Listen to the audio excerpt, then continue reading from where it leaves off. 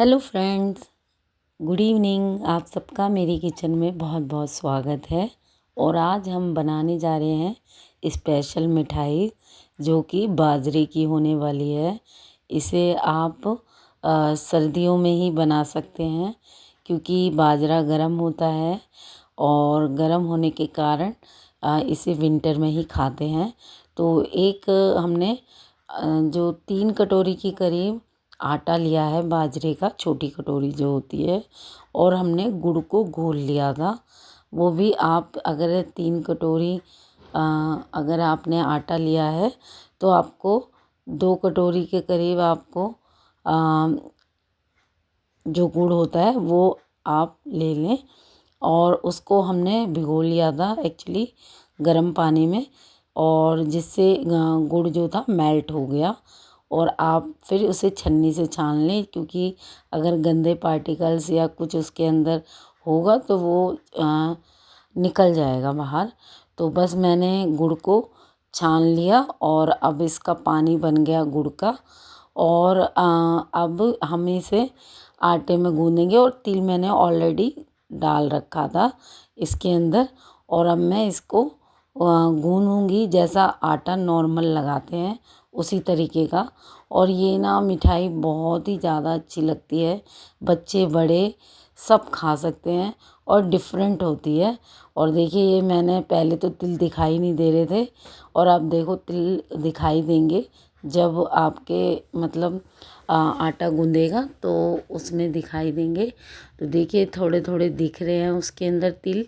तिल आप अपने हिसाब से कम या ज़्यादा डाल सकते हैं, बट तिल अच्छे रहते हैं। सर्दी विंटर स्पेशल होते हैं तो, और ये मिठाई भी विंटर स्पेशल ही होती है। तो आप इसमें तिल और बाजरा 2 चीज़ों से ही बन जाती है।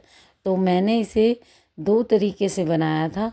एक तो इसे मैंने फ्राई किया था, और दूसरा मैंने इसको जो एयर फ्राई होता है उसके अंदर बिस्किट की तरह बनाया था। तो दोनों ही बहुत अच्छे और बहुत टेस्टी लगते हैं।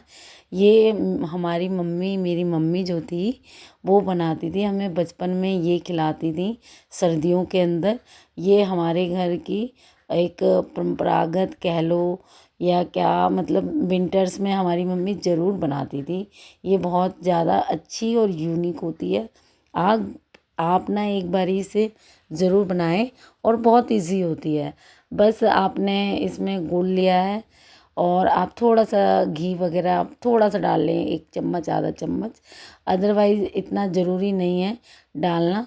और मैंने इसके अंदर बस नॉर्मल जो गुड़ था वही डाला है, और ये हमारा तैयार हो गया। नॉर्मल आटे की तरह ही गूँधना है, ना ज़्यादा मोटा मतलब टाइट करना है, ना ही ज़्यादा पतला करना है, थिक ऐसे बनाना है जैसे।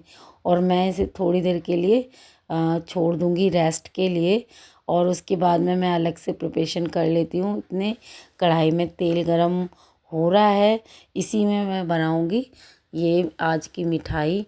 बहुत अच्छी है और काफ़ी लोग इसको जानते होंगे जो लोग यूपी की तरफ के होंगे, क्योंकि हमारी मम्मी बनाती थी, और हम लोग तो प्रॉपर दिल्ली के ही हैं तो इसलिए इतना मतलब नहीं, दिल्ली वाले तो जानते नहीं होंगे। बाकी हाँ, यूपी से जो लोग होंगे या रिलेट करते होंगे, जिन्होंने ये खाई होगी उन्हें पता होगा। ये मिठाई बहुत टेस्टी होती है, बहुत इजी होती है। मेरी मम्मी हमेशा बनाती थी हर सर्दी में। और इसे आप कोई भी शेप दे सकते हैं, वैसे ये कई शेप में बनती है।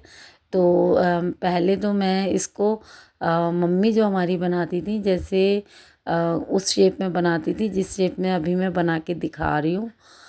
ये एक जैसे कि काजू की बर्फ़ी होती है ना, उस तरीके से बनाती हैं। बनती थी, मम्मी बनाती थी, तो उसी शेप में मैं भी इसको बनाऊंगी। और बाकी आप अपने हिसाब से कोई भी शेप दे सकते हैं, गोल शेप दे सकते हैं, ट्रायंगल, स्क्वायर, रेक्टेंगल, कोई भी शेप दे सकते हैं, उस वो मैटर ही नहीं करता। तो देखिए मैं ये मेरे पास कटर पड़ा हुआ था, पिज़्ज़ा कटर, मैंने उससे ये बना दी है शेप आप कोई भी किसी भी तरीके से शेप बना दीजिए। तो मैं भी सोच रही थी यार कौन सी शेप बनाऊं, बट मैंने फिर ये वाली बना दी। मैंने कहा चलो जो मम्मी बनाती थी वही मैं बना रही हूँ इस शेप की। और इसको इजी होता है उठाना भी, ऐसे ही आप इसको हल्का सा टच कर लें पलटे वगैरह से, और बस ये हमारी इस तरीके से सारी निकाल लें सारी। और फटाफट जब तेल गरम हो जाए हाई फ्लेम पे डालना है और फिर लो फ्लेम पे पकाना है इसको, जिससे अच्छे से पक जाए। और ये बहुत टेस्टी होती है। आप ना इसको थोड़ा सा मोटा ही इसका बनाना है, जितना मोटा बिस्किट होता है ना उतना, तो वो ज़्यादा अच्छा लगेगा। और फिर उसके बाद मैंने दोबारा से एक जो लोइयाँ थी वो बना के इसको अच्छे से, इसको भी मैं रोटी की तरह बेल रही हूँ। और उसके बाद में मैं इसमें थोड़े से तिल स्प्रिंकल कर रही थी, जिसमें मैंने कहा ऊपर से लगा देती हूँ ऐसे ही कि अच्छे लगेंगे देखने में। और उसके बाद फिर मैं इसको बेलन से बेल रही हूँ जिससे ये अच्छे से चिपक जाए तिल। और उसके बाद में फिर मैं एक और बारी इसको बना लेती हूँ। देखिए क्योंकि ना ये क्या होता है, ये जल्दी बन जाते हैं। जल्दी से मेरा मतलब एक बारी में काफ़ी सारे बना लो और उसके बाद में आप उसको फ्राई कर लो। जैसे अगर एक ही जना बना रहा है तो मैं अकेले ही बना रही थी, तो इसलिए। और अब मैं इनको शेप को काट लूँगी, तो इनको निकाल के रख लेती हूँ। देखिए थिक मोटी बनानी है, इतना पतला नहीं करना है इनको, बहुत रोटी की तरह नहीं बनाना। मोटा जैसे पराठे से मोटा बनाना है इसको, जैसे बिस्किट टाइप से, जितना बड़ा मोटा बिस्किट होता है उतना बनाना है। और अब हमारा तेल गरम हो गया, मैं देख रही थी तेल गरम हुआ कि नहीं। और अब हम सारे उसके अंदर हम डाल देंगे।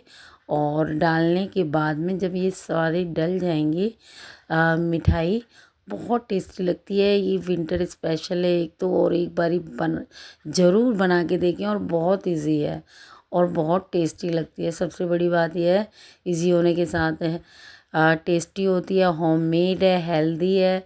आप इसे घर में चाय वगैरह के साथ भी ले सकते हैं।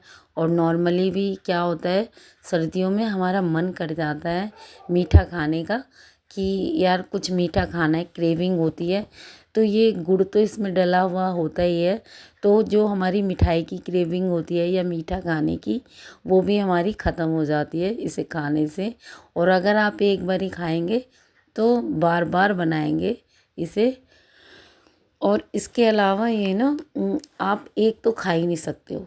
अगर आपको मुंह मतलब एक होता है ना, कहते हैं मुंह लगना, लहू मुंह लग गया वो वाली बात है। तो उसमें क्या होगा, अगर आपको अच्छी लग गई ना ये, तो आप एक तो खाओगे ही नहीं, तीन चार एक बारी। जैसे कि हम काजू की बर्फ़ी खाते हैं, एक तो नहीं खा पाते, तीन चार खा लेंगे तब जाके लगेगा कि हाँ हमने कुछ खाया है।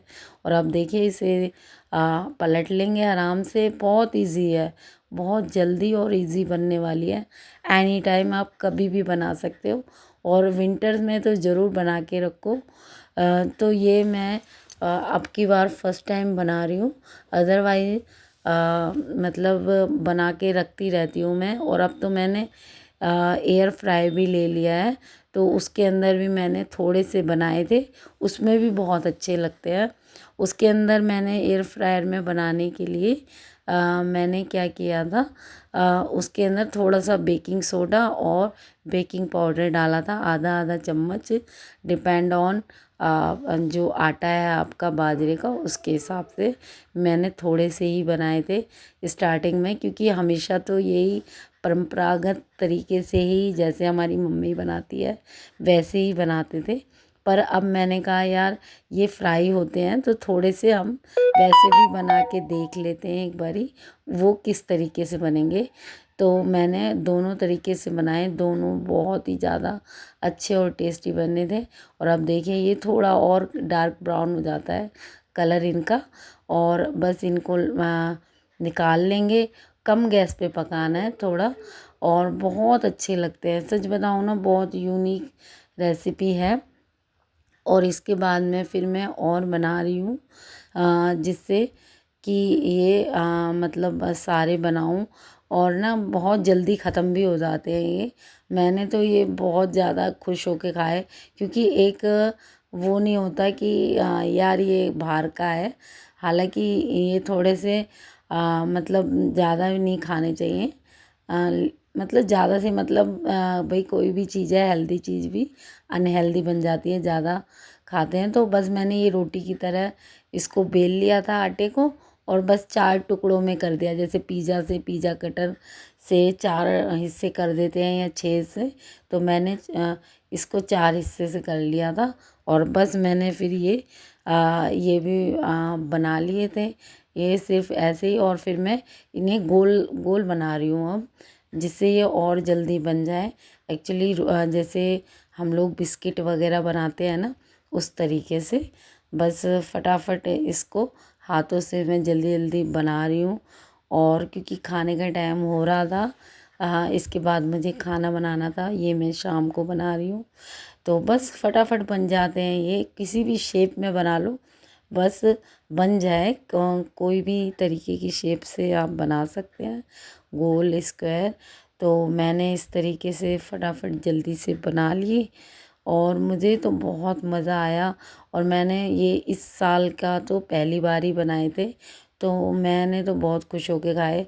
मेरे हस्बैंड ने भी खाए, बल्कि वो इतना नहीं करते हैं, बट उनको भी अब पसंद आने लगी है ये चीज़ें कि खानी चाहिए, क्योंकि अब वैल्यूबल हो जाती हैं ये चीज़ें, क्योंकि उन्हें पता है ये घर का है, हेल्दी है। और देखिए ये थोड़े से मैंने एयर फ्रायर में बनाए थे, और ये इस तरीके से एयर फ्रायर में बने थे। बहुत ज़्यादा ये भी टेस्टी थे, क्योंकि इसमें मैंने थोड़ा सा बेकिंग सोडा और बेकिंग पाउडर डाला था, जिसकी वजह से बहुत सॉफ्ट और स्टिफ, मतलब बहुत टेस्टी लग रहे थे। और देखिए ये 2 कलर के हैं, जो डार्क कलर के हैं वो हमारे फ्राइड किए हुए हैं, जो लाइट कलर के हैं वो हमारे जो एयर फ्रायर में थे वो हैं। तो बहुत ज़्यादा दोनों तरीके के अच्छे बने थे। इस तरीके से आप भी बनाइए यार, घर से बाहर से बिस्किट वगैरह मत लाइए, घर में ही बनाइए। आप चाहे जैसे भी है, हेल्दी ऑप्शन चुनिए। Thank you for watching.